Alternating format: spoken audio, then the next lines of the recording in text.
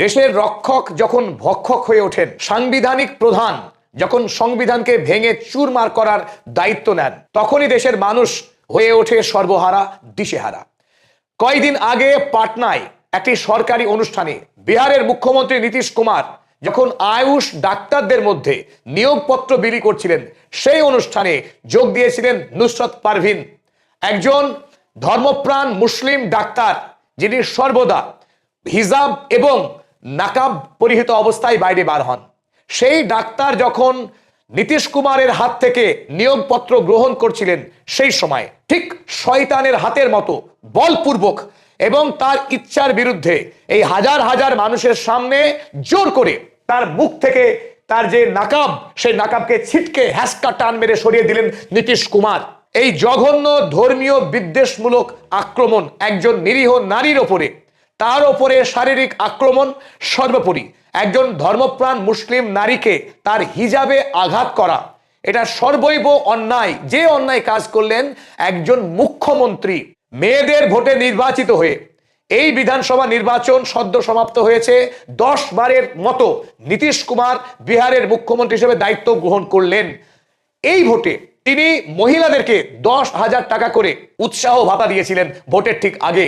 মেয়েরা যখন বিহারের এগিয়ে এসে বিপুলভাবে নীতিশ কুমারকে ভোটে জিতিয়ে মুখ্যমন্ত্রী বানালেন, সেই নীতিশ কুমার ক্ষমতায় আসীন হওয়ার পর মহিলাদের ওপরেই তিনি বর্বরোচিত আক্রমণ করলেন। কি পরিহাস! বিজেপি সরকারকে খুশি করতে গিয়ে বিজেপি এবং আরএসএস এর যে হিন্দুত্ববাদী এজেন্ডা, হিন্দি, হিন্দু, হিন্দুস্তান, অর্থাৎ ভারতবর্ষে বসবাসকারী প্রত্যেক ভারতীয়কে হিন্দু হতে হবে, প্রত্যেক ভারতীয়কে হিন্দি ভাষায় কথা বলতে হবে, হিন্দি যে সংস্কৃতি, হিন্দুত্ববাদী যে সংস্কৃতির যে বিশ্বাস, সেই বিশ্বাসে যদি বিশ্বাসী কেউ না হয় তাকে আক্রমণ করতে হবে, বলপূর্বক তাকে শিক্ষা দিতে হবে। এই যে ঘৃণ্য মানসিকতা, ভারতবর্ষের সংবিধান যখন বৈচিত্র্যকে, যখন প্রত্যেকটি ধর্মীয় গোষ্ঠীকে তাদের নিজেদের বিশ্বাস মতো ধর্ম পালন করার, আচরণ করবার পূর্ণ অধিকার দিয়েছে, তাকে মৌলিক অধিকারের স্বীকৃতি দিয়েছে, ঠিক তখন একজন মুখ্যমন্ত্রী যিনি সংবিধানের ভারতীয় এবং সেই রাজ্যে বসবাসকারী প্রত্যেকটি ধর্মগোষ্ঠী, জাতি, ভাষাকে রক্ষা করার, তাকে অভিভাবকত্ব পালন করার যে কর্তব্য, সেই মানুষটি সরাসরি নেমে আসছেন সংহারকারী, আক্রমণকারীর ভূমিকায়। ধিক্কার জানাই এই বিহারের মুখ্যমন্ত্রী নীতিশ কুমারকে, যিনি একজন নারীর ওপরে আক্রমণ করলেন জনসমক্ষে। এই বর্বরোচিত মানসিকতা, একজন পিতৃতান্ত্রিক সমাজের বরাবর নারীদের উপরে যে শারীরিক আক্রমণ করা, তাকে বশ করা, তাকে শায়েস্তা করা, তাকে শিক্ষা দেওয়ার যে বর্বরোচিত মানসিকতা, মধ্যযুগীয় যে মানসিকতা, সেই মানসিকতা প্রদর্শন করলেন নীতিশ কুমার। তিনি বিহারের মুখ্যমন্ত্রী, একজন মুখ্যমন্ত্রীর কাছ থেকে এই ধরনের ঘৃণ্য আচরণ দেখুন পর্দায়, যে তিনি হেসে, মানে হচ্ছে যে শিক্ষার, কেন তুমি মুখে কাপড় দিয়েছো, কেন তুমি মুখ ঢেকে রেখেছো, তোমার মুখটা আমাকে দেখতে দাও, জোর করে টান মেরে তিনি তার মুখটাকে তিনি আলগা করে দিলেন, অনাবৃত করে দিলেন। অথচ এই ডাক্তার, যিনি এতদিন ধরে পড়াশোনা করেছেন, ডাক্তারি সম্পূর্ণ করেছেন, মেধায়, ব্যক্তিত্বে কোনোভাবেই তিনি অন্য কারোর থেকে কম যান না, তার বেলা কেন এই হেনস্থা? কেন একজন ডাক্তার নুসরত পারভিনকে এইভাবে হেনস্থা করা হবে? এই নক্কারজনক ঘটনাকে ধিক্কার জানিয়েছে ভারতবর্ষ ছাড়িয়ে সারা পৃথিবীর একাধিক মানবাধিকার সংগঠন। অ্যামনেস্টি ইন্টারন্যাশনাল থেকে শুরু করে পৃথিবীর তাবড় তোবড় মানবাধিকার সংগঠন, তারা ধিক্কার জানিয়েছে, ঘৃণা প্রকাশ করেছে মুখ্যমন্ত্রীর এহেন বৈষম্যমূলক এবং বিদ্বেষমূলক আচরণকে। তারা প্রতিবাদ জানিয়েছে। মুখ্যমন্ত্রী নারী বা পুরুষ, আদিবাসী কিংবা উচ্চ বর্ণের কোনো মানুষের সঙ্গে এই ধরনের বিভেদমূলক আচরণ করতে পারেন না। আইনের চোখে, ভারতীয় সংবিধানের চোখে হিন্দু বা মুসলিম, শিখ বা খ্রিস্টান বা বৌদ্ধ বা জৈন, প্রতিটা ধর্মের মানুষ, প্রতি ভাষাভাষীর মানুষ, তারা আইনের দৃষ্টিতে, সংবিধানের দৃষ্টিতে সমান। পুরুষ বা নারী হওয়ার কারণে কোনো একজন ব্যক্তিকে তার সঙ্গে এই ধরনের বিদ্বেষমূলক আচরণ করা যায় না, এবং এটা সংবিধানে দেওয়া মৌলিক অধিকারকে লঙ্ঘন করা হয়। আর এই কাজটা দেশের বা রাজ্যের সাধারণ কোনো অশিক্ষিত নিরক্ষর মানুষ যদি করতো, তবুও এটা অপরাধ। কিন্তু মুখ্যমন্ত্রী যখন করেন, সেই অপরাধের বহুগুণ বৃদ্ধি পায়। মোরালি, নৈতিকভাবে মুখ্যমন্ত্রী এক বড়সড় গর্হিত অপরাধ করলেন। তিনি শুধু আইনত দণ্ডনীয় অপরাধই করলেন না, আইনের বাইরে গিয়েও মুখ্যমন্ত্রী হিসেবে তিনি এই কাজ করতে কোনোভাবেই পারেন না। কারণ মুখ্যমন্ত্রীর একটি আচরণ গোটা রাজ্যবাসীর কাছে শিক্ষণীয় হতে পারে, সে ভালো কাজ হোক, খারাপ কাজ হোক। নীতিশ কুমারের এই খারাপ কাজ নিচু তলার সাধারণ মানুষের মধ্যেও ছড়িয়ে পড়তে পারে। অর্থাৎ সমাজের মধ্যে যে ধর্মীয় যে ঘৃণা, হানাহানি, বিদ্বেষ, এই বিদ্বেষ নিচু তলায় ছড়িয়ে পড়তে পারে। আর যদি ছড়িয়ে পড়ে সমাজের সমস্ত রকম অশান্তি শুরু হবে। তাই মুখ্যমন্ত্রীর কাছ থেকে আমরা এই ধরনের বিদ্বেষকে উস্কানি দেওয়া, ঘৃণাকে উস্কে দেওয়া, এই ধরনের আচরণকে আমরা কোনোভাবেই আমরা স্বীকৃতি দিতে পারি না, কোনোভাবেই আমরা তাকে ধন্যবাদ দিতে পারি না, তিরস্কার ছাড়া।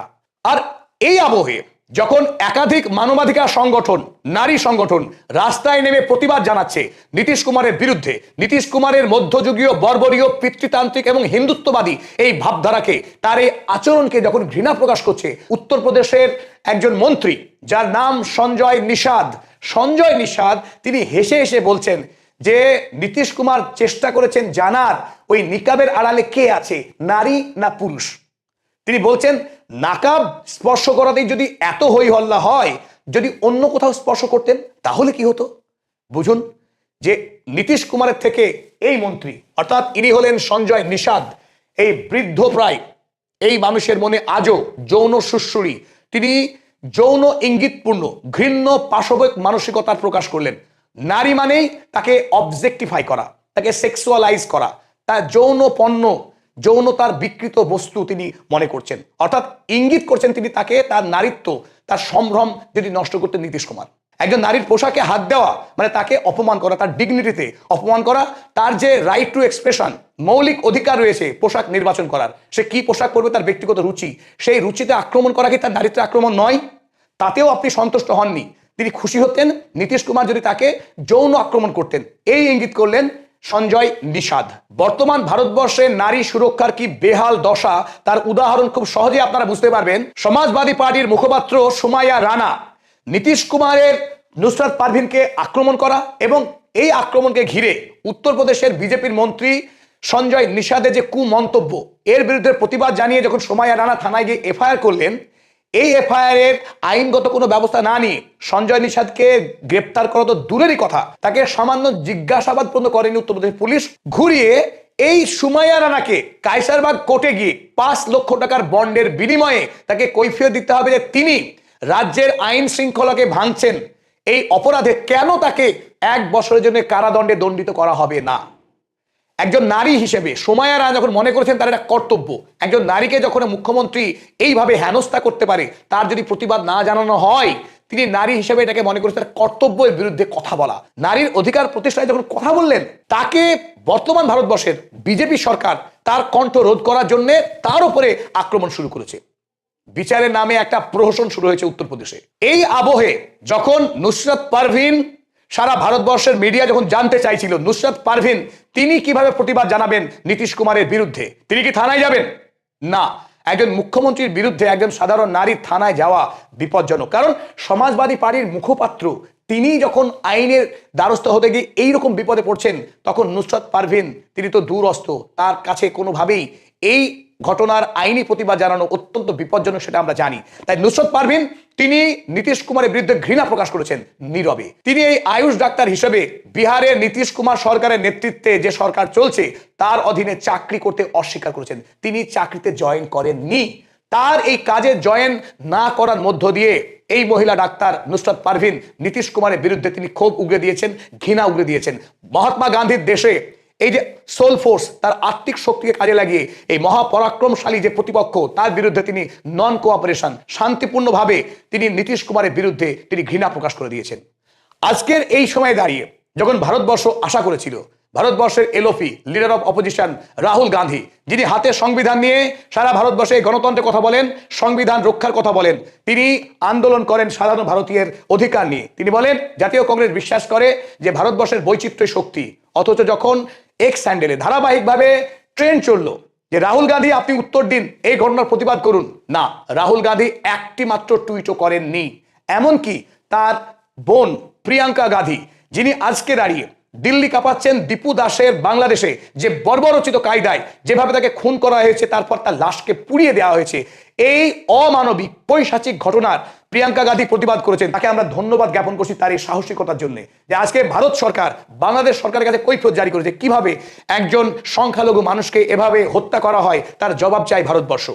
আমরা কুর্নিশ করছি প্রিয়াঙ্কা গান্ধীকে, কিন্তু পাশাপাশি যখন ভারতবর্ষের সংখ্যালঘু একজন ডাক্তার, একজন মহিলা নুসরাত পারভিন, তাকে বিজেপি সরকারের মদতপুষ্ট তার শরিক দল থেকে, জেডিইউ থেকে নির্বাচিত মুখ্যমন্ত্রী নীতিশ কুমার তিনি যখন নুসরত পারভীনকে মঞ্চে এভাবে আক্রমণ করলেন, হেনস্থা করলেন, নারীর সম্মানকে লুণ্ঠিত করে দিলেন, তখন প্রিয়াঙ্কা গান্ধী একটি কথা বললেন না, কোনো প্রতিবাদ করলেন না।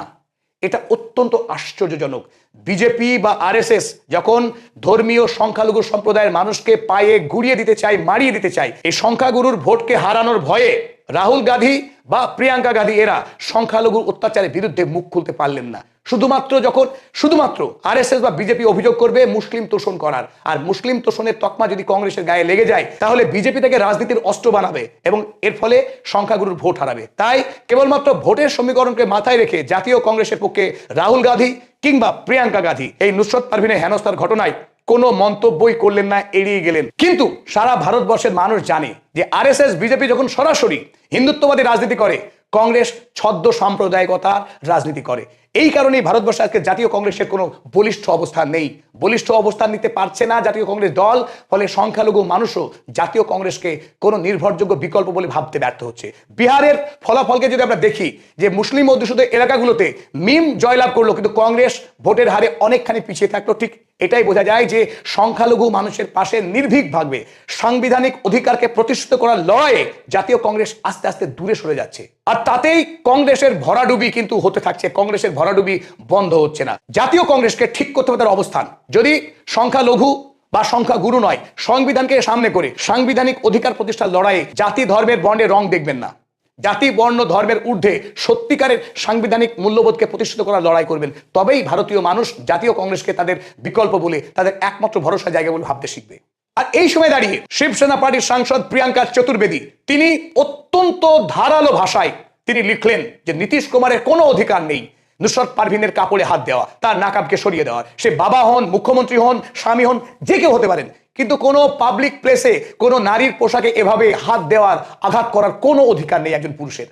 যখন প্রিয়াঙ্কা চতুর্বেদী পারেন, তখন দুর্ভাগ্য পারেন না প্রিয়াঙ্কা গান্ধী। গান্ধী টাইটেল সঙ্গে নিয়েও সত্যের পথে লড়াই করতে পিছিয়ে যাচ্ছেন এই প্রিয়াঙ্কা গান্ধীরা।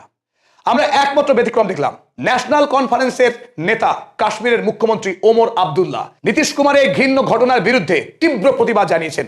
আর কাশ্মীরের অপর দল পিপুলস ডেমোক্রেটিক পার্টি, মেহবুবা মুফতির দল পিডিপি, তারা সরাসরি এফআইআর দায়ের করেছে নীতিশ কুমারের বিরুদ্ধে। তারা বিচার চেয়েছেন যে নারীর অপমানকে তারা মেনে নেবেন না তার দল। তারা কাশ্মীরে একাধিক জমায়েত করেছে, প্রতিবাদ মিছিল করেছে এই ঘটনার বিরুদ্ধে। ভারতবর্ষ পৃথিবীর বুকে একমাত্র দেশ যেখানে নানা ধর্ম, হিন্দু, মুসলিম, বৌদ্ধ, খ্রিস্টান, জৈন, একাধিক ধর্মাবলম্বীর মানুষ, একাধিক জাতির মানুষ এক জায়গায় সুদীর্ঘ কাল ধরে তারা বাস করছে সম্প্রীতির সঙ্গে, তারা ঐক্যবদ্ধ হয়ে ভারতীয় পরিচয়ে গৌরবের সঙ্গে বাস করে আসে। অথচ সেই ভারতবর্ষে বিগত কয়েক বছর ধরে একাধিক ধর্মীয় বিভেদমূলক সাম্প্রদায়িক ঘটনা ঘটে চলেছে। ভারতবর্ষে ধর্মীয় হিংসার ঘটনা প্রতি বছর হু করে বেড়ে চলেছে। ভারতবর্ষের সম্মান পৃথিবী জুড়ে ভুলুণ্ঠিত হচ্ছে। আরো একবার নীতিশ কুমারের এই ঘটনায় পৃথিবীর কাছে ভারতবর্ষের মুখ পুরল, ভারতবর্ষের সম্মান আরো মাথা নিচু হয়ে গেল অপমানে। অ্যামনেস্টি ইন্টারন্যাশনাল এই ঘটনার প্রতিবাদ জানিয়েছে। আল জাজিরা সহ বিশ্ব মিডিয়া যারা সারা পৃথিবীকে কভার করে, তাদের হেডলাইন হয়েছে নীতিশ কুমার এই ঘটনা। ফলে ভারতবর্ষ পৃথিবীতে আগের যে গৌরব, সেই গৌরব হারাতে বসেছে। আমাদেরকে নতুন করে ভাববার সময় এসেছে। ভারতবর্ষে সংখ্যালঘু সম্প্রদায়ের উপরে আক্রমণ ধারাবাহিকভাবে বেড়ে চলেছে শ্রী নরেন্দ্র মোদী প্রধানমন্ত্রী হওয়ার পর থেকে। 2014 সাল থেকে 2018 সালের মাঝামাঝি পর্যন্ত যে রিপোর্ট প্রকাশিত হয়েছে তাতেই 206 জন মানুষকে পিটিয়ে মেরে খুন করা হয়েছে কেবলমাত্র গরু ব্যবসার সঙ্গে যুক্ত থাকার অভিযোগে। গরুকে সামনে রেখে, যেখানে সবার উপরে মানুষত্ব তাহার উপরে নাই, গরু বাঁচানোর তাগিদে মানুষকে খুন করা হয়েছে এই ভারতবর্ষে। এই ডেটা প্রকাশ করেছে the documentation of the oppressed, পৃথিবীর অত্যন্ত নির্ভরযোগ্য, সারা পৃথিবীতে যারা নিপীড়িত মানুষ তাদের উপরে তথ্য প্রস্তুত করে এই ডোটো। তারা প্রকাশ করে জানিয়েছে 2018 সালের মাঝামাঝি পর্যন্ত ভারতবর্ষে 206 জনকে খুন করা হয়েছে যারা সংখ্যালঘু সম্প্রদায়ের মানুষ। তাই ভারতবর্ষে এই যে ঘটনা, যে ট্রেন্ড তৈরি হয়েছে, এই ট্রেন্ড অত্যন্ত আশঙ্কাজনক। ভারতবর্ষে যদি সংখ্যালঘুরা, দলিত মানুষেরা নিরাপদ না থাকেন, ভারতবর্ষের মুক্তি নেই, ভারতবর্ষের প্রগতি নেই। এই গণতন্ত্র কোনোদিনও মানুষের গণতন্ত্র হয়ে উঠবে না যদি তার সংখ্যালঘুদেরকে গলা টিপে খুন করে, তাদের কণ্ঠস্বরকে দাবিয়ে দেওয়ার চেষ্টা করা হয়। সংখ্যাগুরু, সংখ্যালঘু এই উভয় সম্প্রদায়ের মানুষ যদি পাশাপাশি একসঙ্গে উন্নতির আলোয় যদি আলোকিত না হয়, ভারতবর্ষের মুক্তি হতে পারে না। অথচ ভয়াবহ তথ্য আমরা দেখছি। অপরদিকে নরেন্দ্র মোদীর সরকারের ক্ষমতায় আসার পর থেকে 2022 সাল পর্যন্ত মহিলাদের ওপরে হওয়া অন্যায়, সেই অন্যায় 30% বৃদ্ধি পেয়ে গেছে। আমরা তথ্য যদি একটু দেখি তাহলে বুঝতে পারবো যে ভারতবর্ষের সরকার তারা তাদের সরকারি মন্ত্রক থেকে যে রিপোর্ট প্রকাশ করেছে সেখানে এই সত্য বেরিয়ে এসেছে। বেসরকারি তথ্য মতে এই হিংসার হার আরো অনেক গুণ বেড়েছে। কিন্তু আমরা দেখছি যে data from the NCRB's crime in India, তারা জানাচ্ছে যে indicate that the number of the reported crimes against women increased from 3.37 lakh in 2024 to 4.45 lakh। 2014 সালে যেখানে ভারতবর্ষে মহিলাদের উপরে হিংসার ঘটনা ঘটতো বছরে 3.37 লাখ, সেই সংখ্যা বেড়ে 2022 সালে এসে হয়ে গেছে 4.45 লাখ। প্রতি বছরে মহিলাদের উপরে হিংসার ঘটনা বেড়েই চলেছে। দেশের এই ভয়াবহ অবস্থা প্রত্যেকটা মানুষকে আতঙ্কিত করছে, আশঙ্কায় আমাদেরকে ফেলছে যে আমরা ভারতবর্ষের নারীদের উপরে ঘটা এই হিংসাকে যদি না কমাতে পারি তাহলে গণতন্ত্র মিথ্যায় পরিণত হবে। যেখানে নারীরা যে ভারতবর্ষে আজকের এই বিকশিত ভারতে দাঁড়িয়ে মেক ইন ইন্ডিয়া স্লোগান দিচ্ছি, আমরা বলছি বিশ্ব সভায় ভারত শ্রেষ্ঠ আসন লবে, সেইখানে দাঁড়িয়ে ভারতবর্ষের মাইনরিটিজ আদিবাসী ঘরের মেয়েরা প্রতিদিন ধর্ষিত হচ্ছে, খুন হচ্ছে, তারা লুণ্ঠিত হচ্ছে, অপমানিত হচ্ছে। ভারতবর্ষের মেয়েদের সম্মানকে যদি আমরা প্রতিষ্ঠিত না করতে পারি তাহলে গণতন্ত্র মিথ্যা হবে। তবে পরিশেষে আপনাদেরকে একটি সুখবর দেব।